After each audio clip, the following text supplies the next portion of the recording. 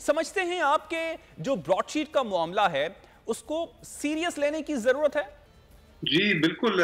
देखें, इस वक्त जो प्रेस कॉन्फ्रेंस भी चल रही है लाइव, आपने देखा कितने वफाकी वज़रा वहाँ पे मौजूद थे। ये पहली दफ़ा हमने देखा है कि इतने सारे वज़रा बैठे हुए हैं वहाँ पे। उसकी वजह यही है कि जितने भी इस वक्त सियासी सूरत हाल है, उसकी वजह से गवर्नमेंट इस वक्त पूरी तरह से टेंशन में और प्रेशर में है।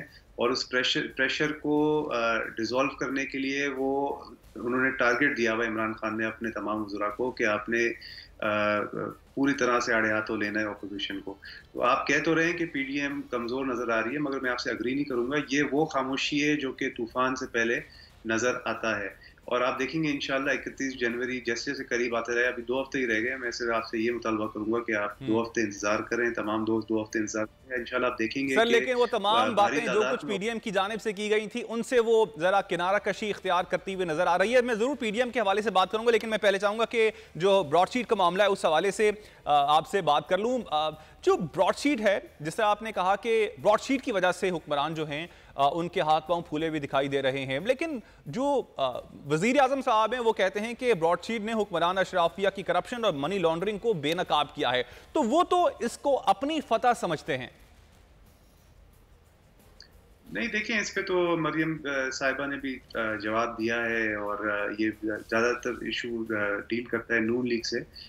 इसमें पीपल्स पार्टी का तो भी उस तरह का नहीं नज़र आ रहा है, ना कुछ साबित हो रहा है। पीपल्स तो पार्टी का वैसे मौक़िफ़ क्या है? इस पे तहकीकात होनी चाहिए। पाकिस्तान पीपल्स पार्टी समझती है कि ये ब्रॉडशीट का मामला है। एक जानिब हुकूमत ने तकरीबन जो हैं $28 मिलियन जो हैं वो ब्रॉडशीट को दे चुकी है, तो तहकीकात तो होनी चाहिए ना, चाहे इस हवाले से ही हो जाए कि ये जो $28 मिलियन हैं, एक तो वो अकाउंट्स में कैसे पड़ा हुआ था वहां पर एम्बेसी की, और फिर दूसरा ये किसकी गलती की वजह से हमें टैक्स पेयर का पैसा जो है वो जाया हुआ है।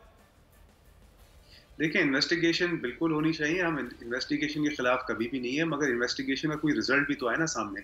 और इन्वेस्टिगेशन की आड़ में आप सियासी इंतकाम लें और लीडरान को जेल में डालना शुरू कर दें, इस चीज़ के हम खिलाफ है। हमने कभी भी नहीं कहा कि आप इन्वेस्टिगेट नहीं करें करप्शन चार्जेस को, मगर करप्शन चार्जेस को इन्वेस्टिगेट करते करते आप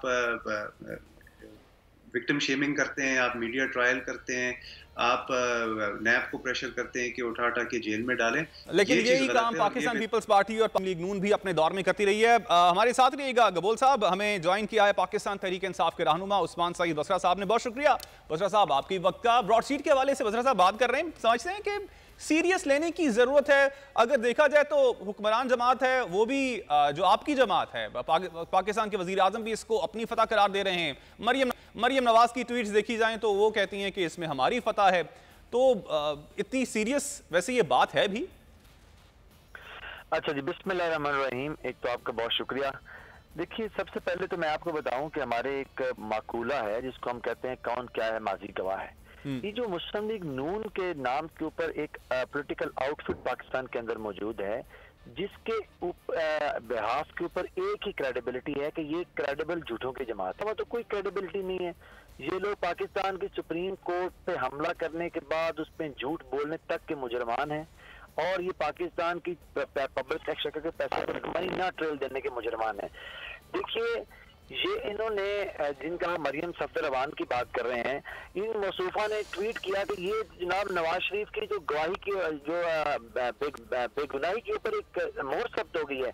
अब ब्रॉडशीट के सीईओ जो हैं उन्होंने टेलीविजन पे आके कहा है कि ब्रॉडशीट के पास ऐसे शवाहिद मौजूद हैं कि ये टिप ऑफ एन आइसबर्ग है, ये जो एवन फील्ड है, और इनकी जो लूट मार है इसके हमारे पास वो शवाहिद मौजूद है। दूसरी जो कह रही है कि वहां पे कोई फैसला आ गया और ब्रॉडशीट जो है वो बैकफुट पे चलेगी, जब इनकी अपनी हुकूमत थी और पीपल्स पार्टी दौर के अंदर ब्रॉडशीट को नैब ने डेलिबरेटली इनके साथ वो कनेक्शंस अपने नहीं लेके आए हैं मंजराम के ऊपर, और इनको कहा कि हम जो अपने केसेज हैं इनको सख्त खाने में डाल दें। अब आप देखिए कि ब्रॉडशीट के जो सीईओ का इंटरव्यू है, जब आप उसको उठा के देख लें, उसके अंदर जो उन्होंने दिया है उसको उठा के देख लें, आपको पता चल जाएगा कि पाकिस्तान के अंदर जो इशराफिया और ये चंद खानदान और खास तौर पर मुस्लिम लीग नून है, ये किस तरह से पाकिस्तान से मनी लॉन्ड्रिंग करते हैं, ये किस तरह से मनी लॉन्ड्रिंग जब आप कहते हैं, देखिए आम फैम जुबान के अंदर लोगों को समझाने की जरूरत है। मनी लॉन्ड्रिंग क्या है?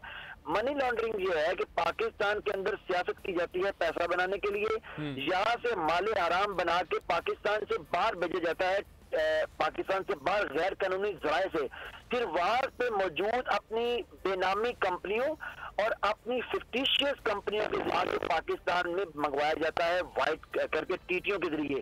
ये लूट मार का एक बड़ा सोफिस्टिकेटेड, बड़ा जदीद तरीका है जिससे आप माले हराम को जो है वो लेकिन सर हुकूमत ने अब तक रिकवर क्या कुछ किया है? अब यहाँ पे सबसे बड़ा सवाल यह है कि जो आपके तकरीबन 28 million dollar Pakistani tax payers के हम ब्रॉडशीट को दे चुके हैं, लेकिन पाकिस्तान को रिकवर क्या कुछ हुआ है इसकी तफसीलात अभी तक हमारे पास नहीं आ पाई हैं, तो मैं चाहूंगा कि वो जरा तफसीलात आप शेयर कर दें।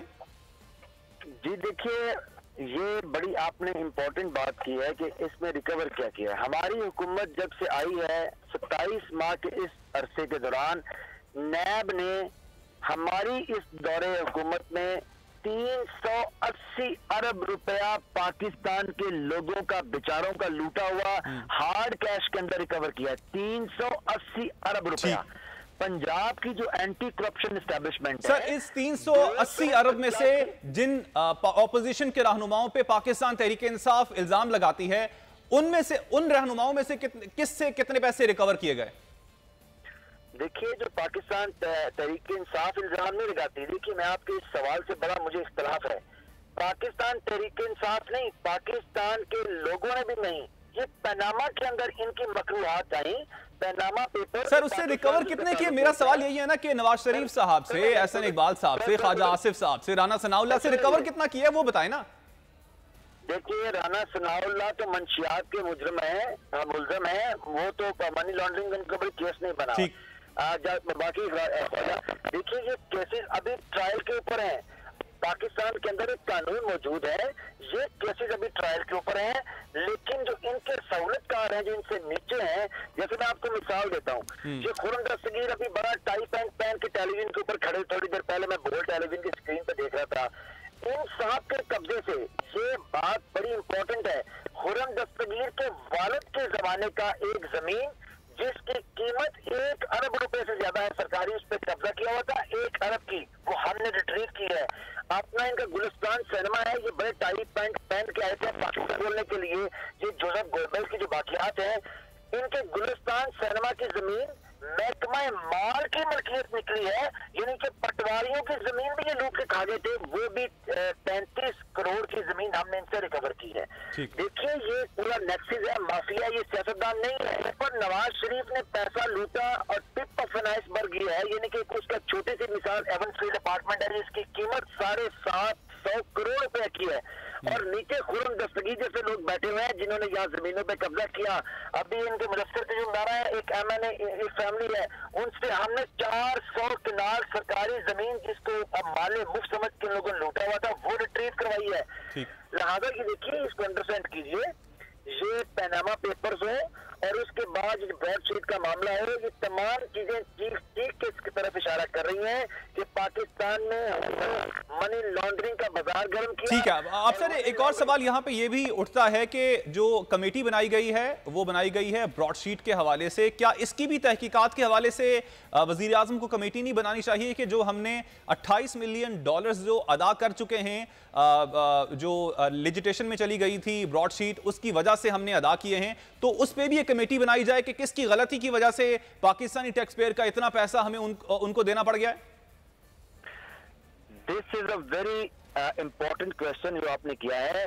देखिए, एक चीज मैं आपको इसमें, आपका प्रोग्राम का बड़ा शॉर्ट टाइम है, मैं आपको मोटी सी बात बता दूं कि ब्रॉडशीट को जो पैसा पाकिस्तान के टैक्स पेयर बेचारे का अदा करना पड़ा है, वो इसलिए अदा करना पड़ा है कि मुशर्रफ के दौर में जब NRO दिया गया, वो बात जो आपके वजीर आजम बार बार कहते हैं कि जब आप NRO देते हैं तो कौम का ना सिर्फ लूटा हुआ पैसा जाता है बल्कि इदारों की क्रेडिबिलिटी भी खत्म हो जाती है। मुशर्रफ के दौर में ब्रॉडशीट के साथ जो हुआ मुआहदा था, सारे चोरों, डाकुओं और लुटेरों को, तो NRO देने के बाद जो नैब ने कहा कि जब ये तमाम केसेज NRO की वजह से बंद हो गए, अब ब्रॉडशीट का कोई हमारे से लेना देना नहीं है। फिर ब्रॉडशीट क्योंकि बाहर की दुनिया में बैठे हुए थे, जहाँ वहाँ कानून की हुक्मरानी है, वहाँ एनआरओ नाम की कोई चीज एग्जिस्ट नहीं करती, वो कोर्ट में चले गए। ये बिल्कुल इसकी तहकीकात होंगी।